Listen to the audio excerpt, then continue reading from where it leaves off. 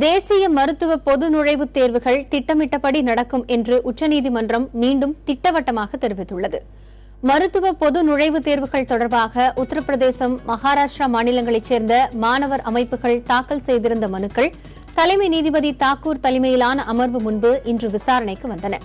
அப்போது மாநில கல்வி முறையில் படித்த மாணவர்களுக்கு சிபிஎஸ்இ முறையிலான தேசிய பொது நுழைவுத் தேர்வுகளை எதிர்கொள்வதில் சிரமம் இருக்கும் என்றும், ஆங்கிலம், ஹிந்தி மொழிகளில்தான் தேர்வு இருக்கும் என்பதால் அதற்கு உடனடியாக தயாராவது கடினம் என்றும் மாணவர்கள் தரப்பில் கூறப்பட்டது. நாளை நடைபெறவுள்ள தேர்வை ஜூலை 24ஆம் தேதி ஒரே கட்டமாக நடத்த வேண்டும் என்றும் கோரிக்கை விடுக்கப்பட்டது.